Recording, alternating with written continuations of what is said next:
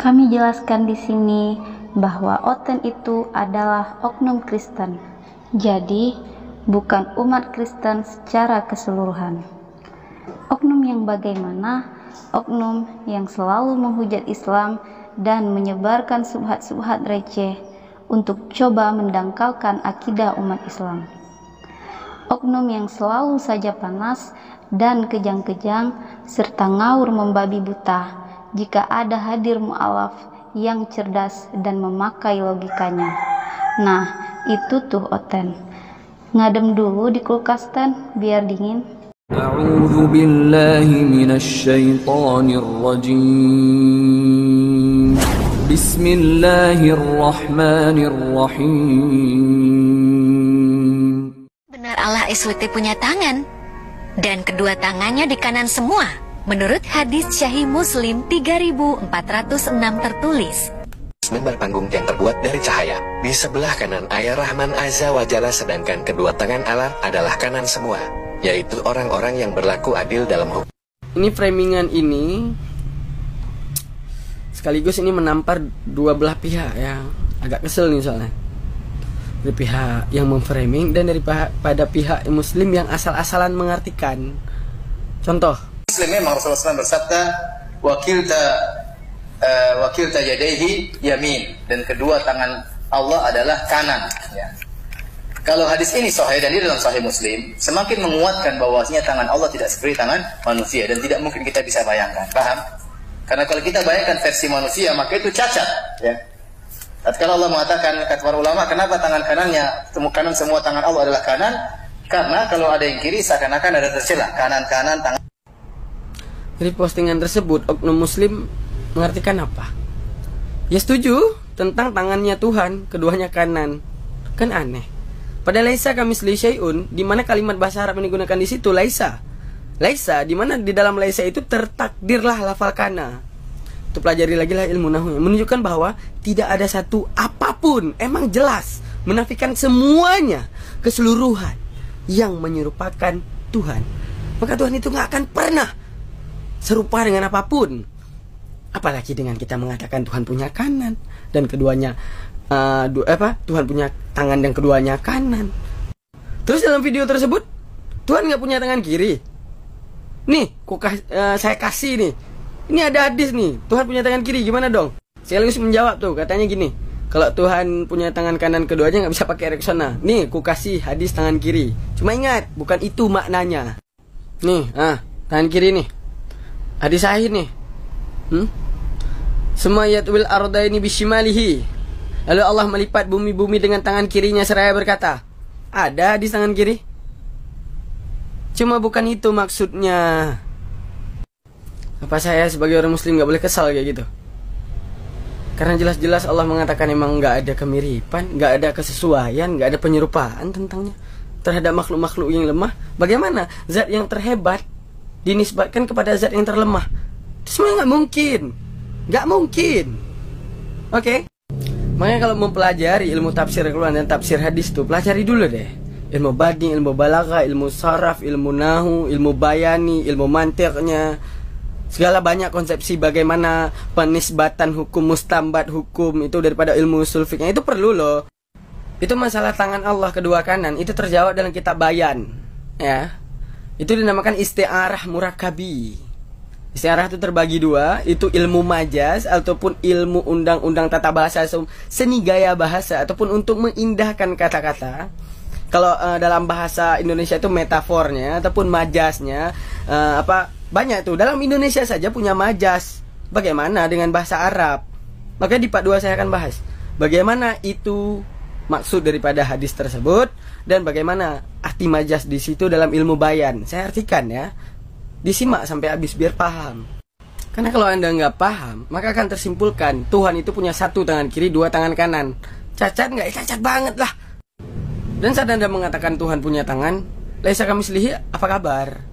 Tuhan mengklaim dirinya nggak ada yang serupa dengan makhluknya. Tapi ada yang serupa, pelin-pelankah Tuhan? Karena kalau kita salah mengartikan kata-kata, bakal jadi seperti ini nih. Ketika tafsirnya disalahgunakan, jadi kayak gini nih. Nah, bakal jadi kayak gini nih.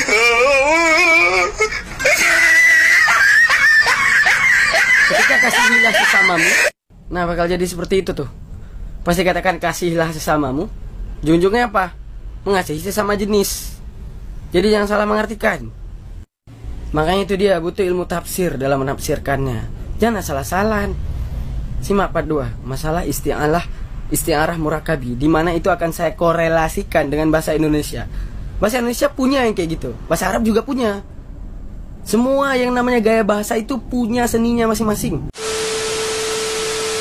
Oke, mari kita bahas.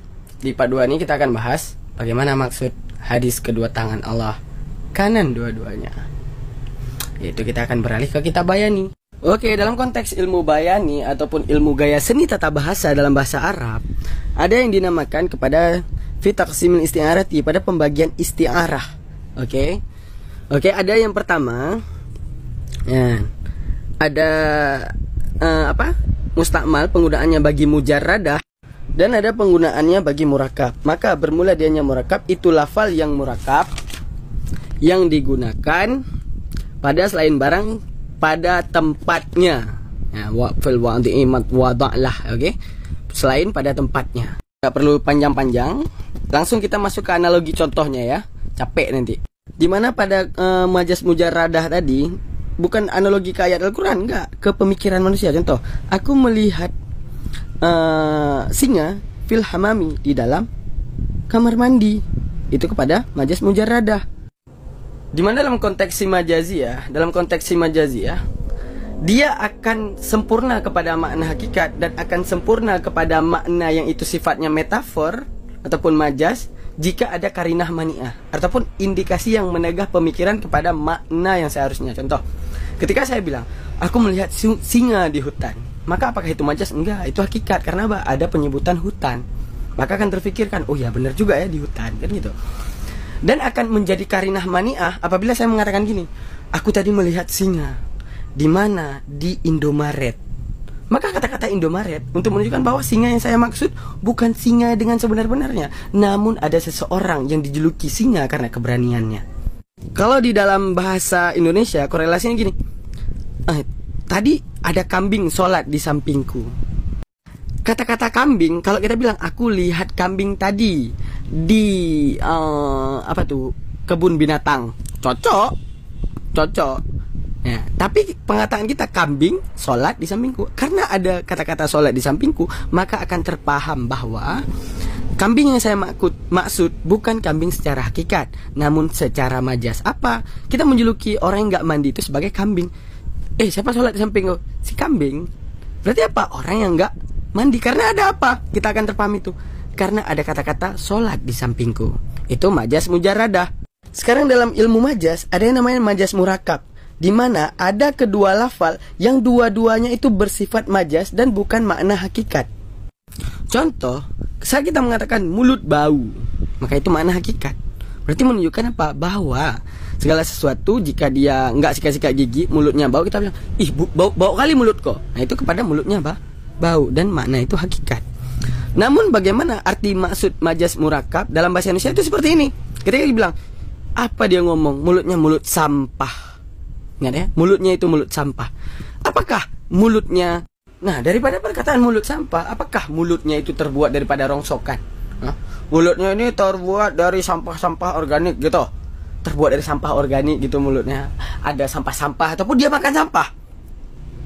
Tidak, pasti Anda tahu itu bukan itu maksudnya. Di mana arti kata mulut sampah? Di mana mulut ini diwakilkan kepada kata omongan dan sampah ini kepada kata-kata nggak guna. Berarti karena omongannya itu tidak berfaedah dan tidak berguna, maka itulah arti daripada mulut sampah. Di mana arti kata mulut ini diartikan dengan omongan, kata sampah ini diartikan dengan kata nggak guna. Jadi kalau kita mengartikan kata-kata mulut sampah itu dengan mulut yang diciptakan dengan sampah, dengan bahan-bahan organik gitu ya, bahan organik bekas sampah, kaleng-kaleng bekas, itu pemikiran kita tanya lagi. Namun itu adalah arti gaya seni bahasa. Menunjukkan apa?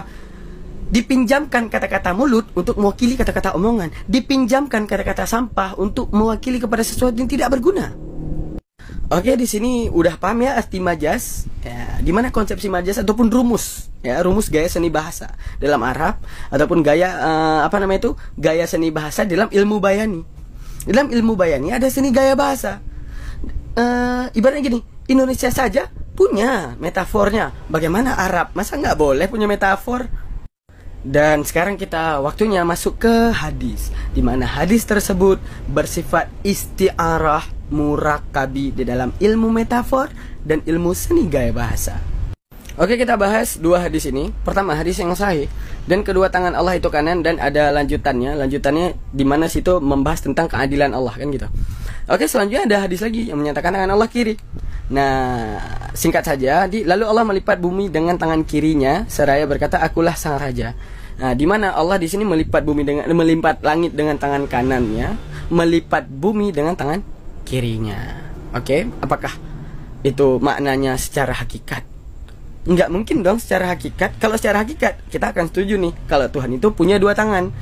Dua tangan kanan dan satu tangan kiri, kan gitu akan setuju. Namun Allah membantah ataupun menjadi karinah mani'ah yang saya bilang tadi, indikasi bahwa itu bukan makna hakikat. Apa? Dengan ada dalilnya, laisa kamitslihi syai'un, itu menjadi indikator pembatas terhadap otak kita untuk berpikir keserupaan Allah dengan makhluk, yaitu kecacatan Allah saat memiliki dua tangan kanan dan satunya tangan kiri. Namun apa maksud hadis tersebut?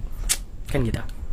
Nah, isti'arah murakabi, di mana ada kata-kata tangan untuk mewakili kata-kata kuasa, ada kata-kata dua tangan untuk mewakili langit dan bumi, dan ada kata-kata kanan untuk mewakili kepada yang baik-baik saja.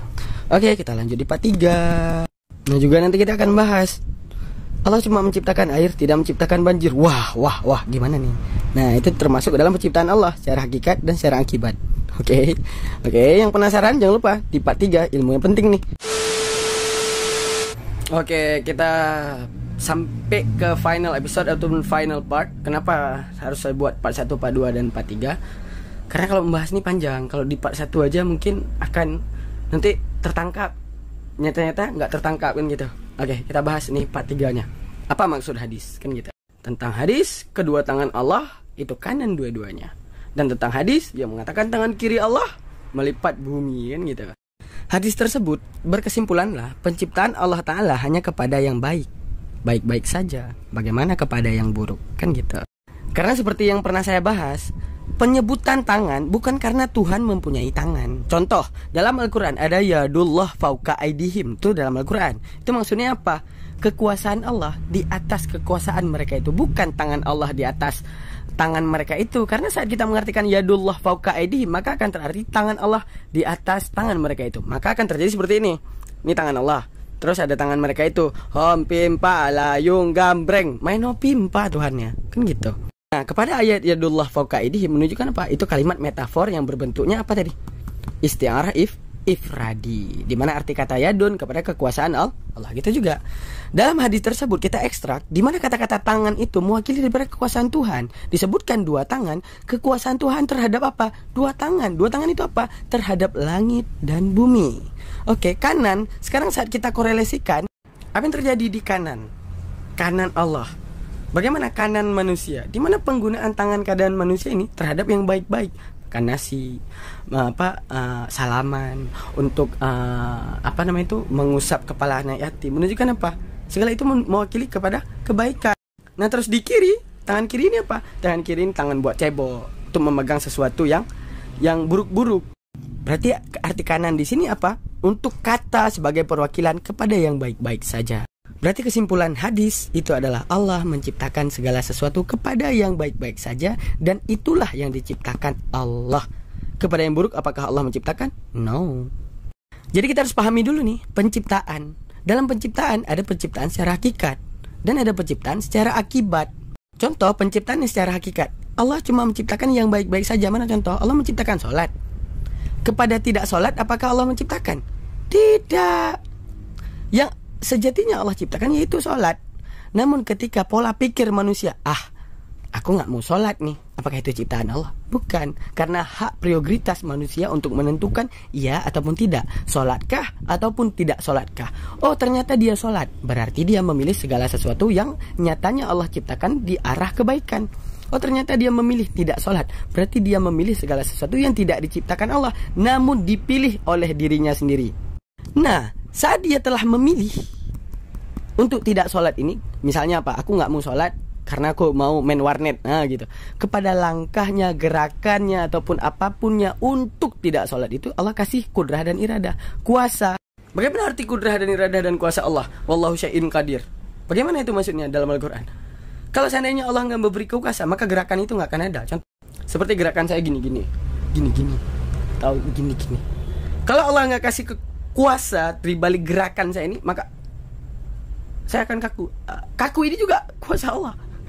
Jadi ibaratnya kalau nggak ada kuasa Allah terhadap tubuh, maka tubuh ini nggak bisa bergerak gitu kan. Maka dalam konsep itu Allah cuma menciptakan sholatnya. Kepada tidak sholat itu pilihanmu. Oh ternyata setelah kamu memilih, kamu bergerak untuk tidak sholat. Gerakannya didasari oleh kekuasaan Allah. Berarti sejatinya semuanya kembali kepada Allah. Penciptaan itu kembali kepada Allah. Namun nyatanya penciptaan itu ada secara hakikat, sesuatu yang benar diciptakan Allah.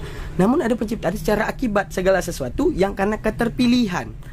Hak prioritas manusia untuk memilih iya ataupun tidak. Ketika dia pilih tidak, ya udah silakan, nih aku kasih nih kuasaku terhadapmu. Udah. Seperti contoh dalam bab penciptaan, apakah Allah menciptakan banjir? Tidak. Apa yang Allah ciptakan? Air. Karena sejatinya banjir ini penciptaan secara akibat. Wah, sesat nih. Enggak sesat dong. Coba dipikir lagi. Penciptaan air. Allah sejatinya menciptakan air. Oh, ternyata ketika Anda, sekarang gini, saya tanya ke Anda. Ketika Anda melihat banjir, yang Anda lihat banjirkah atau air? Nyatanya Anda melihat air. Ketika laut, apakah laut diciptakan Allah? Tidak. Itu cuma sekedar akibat. Contoh, ketika ada air di padang yang luas, karena sejatinya Anda melihat laut, yang Anda lihat bukan lautnya. Apa yang Anda lihat? Air. Ketika menciptakan sungai, apakah Allah menciptakan sungai? Tidak. Itu hanya tercipta daripada pola pikir manusia. Allah cuma menciptakan yaitu hakikat, yaitu air. Sungai, ketika Anda sampai ke sungai, apakah Anda melihat sungai? Tidak. Yang Anda saksikan apa? Air. Berarti kepada terhadap sungai, pola pikir manusia menamakan air yang ada di lereng yang bersifatnya lika-liku, airnya kuning dan tawar, dinamakanlah dengan sungai. Yang Allah ciptakan apa? Air. Akibat siapa yang ciptakan? Manusia. Namun di balik akibat, di balik ombaknya laut dan alirannya sungai, di situ adanya kuasa Allah untuk adanya gerakan tersebut terhadap makhluk. Maka ujung-ujungnya penciptaan kembali tetap kepada Allah. Maka bedakan dulu mana penciptaan secara hakikat, mana penciptaan secara akibat. Nah ini tuh konsep begini. Kepada keburukan Allah tidak lakukan. Apakah Allah menciptakan tidak sholat? Enggak, Allah menciptakan sholat. Maka ujung-ujungnya tidak sholat ini tidak diciptakan Allah karena pilihan. Maka Allah kasih kuasa dalam melakukan. Nah jadi menunjukkan apa? Allah cuma menunjukkan, memerintahkan kepada sholat, tidak memerintahkan untuk tidak sholat. Tidak sholat itu pilihan kamu. Maka kembali kepada fakta iman, kepada iman. Katanya Islam adalah agama yang benar. Lalu orang yang enggak mengimani Islam mengatakan gini, Enggak benar Islam tuh. Maka itu apakah sebuah ciptaan Allah ataupun Allah menyesatkan kepala mereka? Bukan. Allah memberikan penengahan terhadap kita, yaitu pola pikir. Dan ketika ada pola pikir yang mengatakan, oh tidak, pilihan siapa? Pilihan kita apa? Pilihan Allah. Sejatinya saat kita disuguhkan dengan makanan dan tai, saat kita memilih makanan, berarti kita menyempatkan kepada sesuatu yang baik, yaitu makanan, dan kita ambil dan memakan. Kepada kita memilih makan tai, apakah boleh? Boleh. Menunjukkan hak bebas manusia, mau pilih tai, mau pilih makan. Namun saat Anda pilih tai, apakah salah Allah? Tidak, salah Anda dalam berpikir. Kan gitu. Berarti ada penciptaan Allah terhadap hakikat, ada penciptaan Allah terhadap akibat. Yang penciptaan akibat itu ujung-ujungnya kembali terhadap penciptaan Allah juga, namun didasari daripada pilihan manusia masing-masing, ataupun dalam Islam dikenal dengan sifat ikhtiari. Nah, kita ambil kesimpulan, penciptaan Allah hanya kepada yang baik saja, daripada kedua tangan Allah itu adalah kanan keduanya. Menciptakan apa? Allah di dalam bumi dan langit hanya menciptakan kebaikan. Namun pertengahan saat orang diberikan akal, maka dia bebas memilih. Akankah dia mengambil kebaikan yang aku ciptakan, atau dia menciptakan sendiri keburukannya yang aku hanya memberi kuasa terhadapnya. Nah, kembali lagi kepada hadis yang mengatakan Allah tangan kiri. Kiri ini kepada terhadap keburukan.